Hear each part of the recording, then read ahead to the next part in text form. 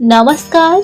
जय जगन्नाथ। आपण मानकु मो चैनल को अनेक अनेक अभिनंदन। आज हेउछि पवित्र पुत्रदा एकादशी। प्रतिवर्ष पौष मास शुक्ल पक्ष जे एकादशी पड़े ताहाकु पुत्रदा एकादशी कहा जाए। पुत्रदा एकादशी नाम मंत्र जप करने सह श्रीहरि को पूजार्चना करा जाय थाए। एकादशी तिथि रे दीपदान सह समस्त फल पूजा करने विधान रही। भगवान श्रीकृष्ण धर्मराज युधिष्ठिर को एही व्रतर महत्व को व्याख्या करी कहिथिले एही तिथिर अधिदेवता हेउछन्ति भगवान नारायण। एही तिथि रे समस्त पापनाश होइथाए। पूर्व काल रे भद्रावती पुरी राजा सुकेतुमान शासन करुथिले। तांकर कौनसी संतान नथिला।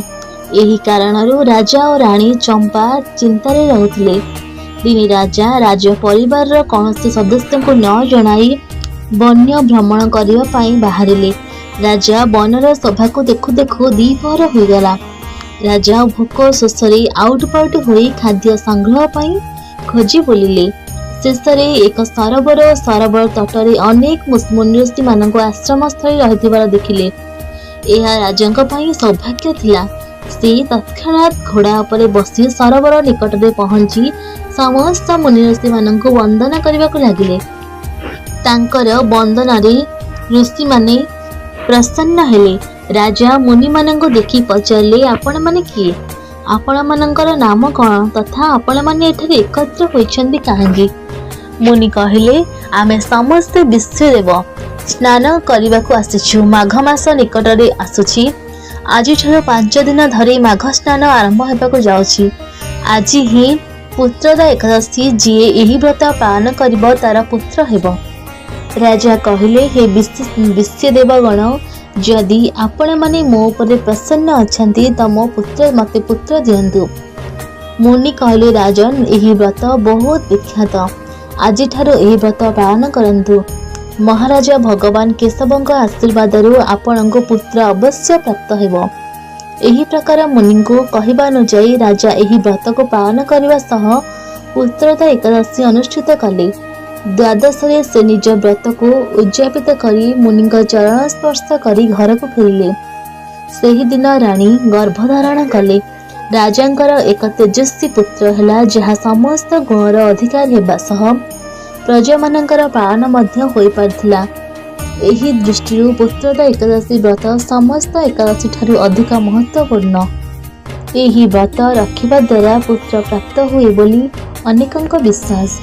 एकादशीर महात्म्य युधिष्ठिर कहले हे कृष्ण पौष मासर शुक्ल पक्ष एकादशीर नाम कौन, विधि मध्य कौन, केउ देवता ए तिथि पूजन्ति एवं आपण कहा प्रति संतुष्ट होई उक्त व्रत फल प्रदान करथिले।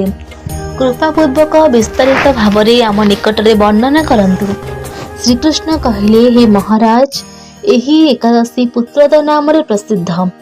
पूर्व एकादशीर विधि अनुसार एहा पालनीय। एहा सर्व पाप विनाशिनी कामदा और सिद्धिदाता नारायण एहार अधिष्ठाता देवता। सचराचर त्रिलोक मध्यरे एहा समव्रत नाही। व्रतकारी को नारायण विद्वान यशस्वी करिथांती। भद्रावती पुरी पुरा काल रे सुकेतुमान नामक एक अपुत्रिक निसंतान राजा थिले। तांकर रानी को नाम थिला चंपका। राज दंपति उभय बेस सुखरे काल अतिबाहित करथिले। वंश रक्षा हेतु बहुदिन पर्यंत धर्म क्रियादि अनुष्ठान करी मध्य जेतेबेला विफल मनरथ हेले सेतेबेले राजा अबा कौन करिवे केउ आड़ को जीवे एही चिंतारे कातर होई पड़िले। राजांकर पूर्व पुरुषगुण तत्कर्तृक प्रदत्त करस्प जल अति दुखर सहित ग्रहण कले। कारण से माने चिंता करुथिले एहांकर मृत्यु परे जलपिंड पाइबार आशा नहीं।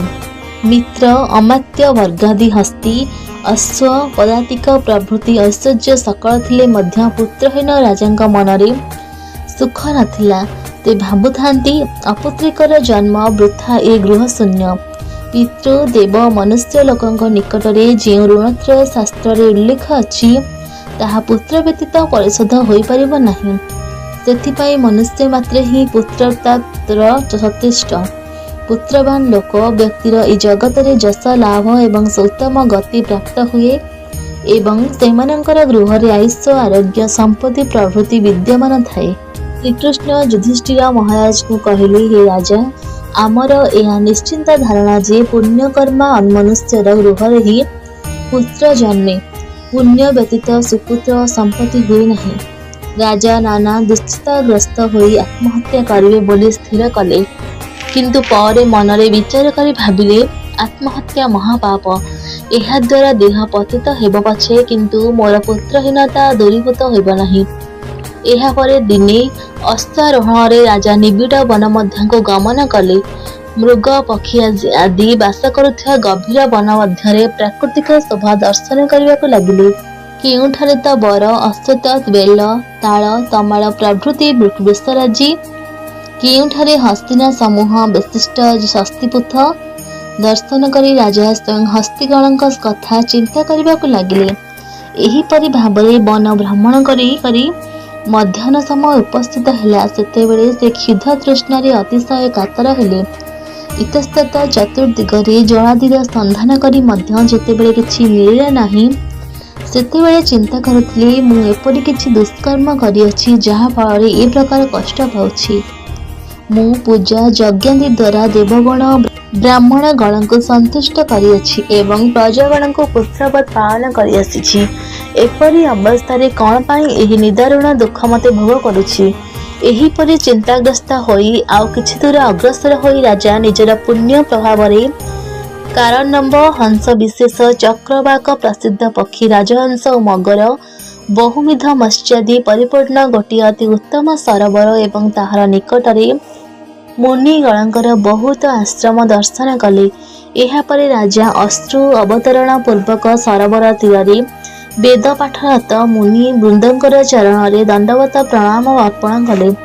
କୃତାଞ୍ଜଳି ପୁଟରେ ପୁନଃ ପୁନଃ ଦଣ୍ଡବତ ରାଜାଙ୍କୁ ମୁନିଗଣ ଜିଜ୍ଞାସା କଲେ, ହେ ମହାରାଜ, ଆମ୍ଭେମାନେ ଆପଣଙ୍କ ପ୍ରତି ପ୍ରସନ୍ନ ହୋଇଅଛୁ।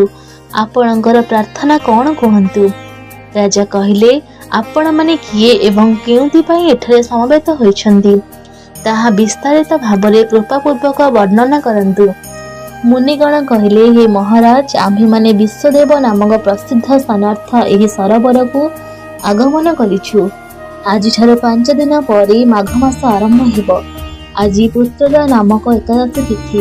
ମନୁଷ୍ୟ ଗଣଙ୍କୁ ପୁତ୍ରଦାନ କରେ ବୋଲି ଏହାର ନାମ ପୁତ୍ରଦା। ଏହା ଶୁଣି ରାଜା କହିଲେ, ହେ ମୁନିବୃନ୍ଦ, ମୁଁ ଅପୁତ୍ରିକ ପୁତ୍ର କାମନାରେ ଅଧୀର ହୋଇପଡ଼ିଛି। ଏହି ମୁହୂର୍ତ୍ତରେ ଆପଣମାନଙ୍କ ଦର୍ଶନରେ ମୋ ହୃଦୟରେ ଆଶା ସଞ୍ଚାର ହେଉଅଛି। ଏ ଦୁର୍ଭାଗ୍ୟପ୍ରତ ପୁତ୍ରହୀନ ପ୍ରତି କୃପାପରବଶ ଗୋଟିଏ ପୁତ୍ର ପ୍ରଦାନ କରନ୍ତୁ। ମୁନିଗଣ କହିଲେ, ହେ ମହାରାଜ, ଆଜି ହିଁ ସେହି ପୁତ୍ରଦା ଏକାଦଶୀ ତିଥି। ସୁତରାଂ ଏହି କ୍ଷଣି ଆପଣ ଏହି ବ୍ରତ ପାଳନ କରନ୍ତୁ। ତାହାପରେ ଆମ୍ଭମାନଙ୍କର ଅଭିଷେକ ଓ ଶ୍ରୀକେଶବଙ୍କର ଅନୁଗ୍ରହରୁ ଆପଣଙ୍କର ପୁତ୍ର ଲାଭ ହେବ।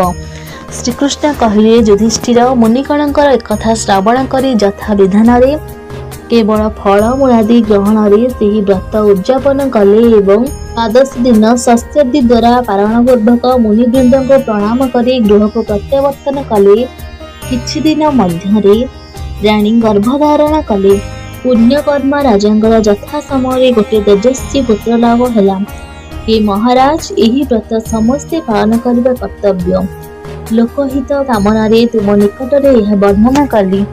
ଏକାଗ୍ର ଚିତ୍ତରେ ଯେଉଁମାନେ ଏହି ପୁତ୍ରଦା ଏକାଦଶୀ ବ୍ରତ ପାଳନ କରିବେ, ସେମାନେ ପୁତ ନାମକ ନର୍କରୁ ତ୍ରାଣ ଲାଭ କରି ମୃତ୍ୟୁ ପରେ ସ୍ୱର୍ଗଗାମୀ ହେବେ। ଏହି ବ୍ରତକଥା ପଠନ ଶ୍ରବଣରେ ଅଗ୍ନିଷ୍ଠାମ ଯଜ୍ଞର ଫଳ ବ୍ୟକ୍ତି ପ୍ରାପ୍ତ ହୋଇଥାଏ।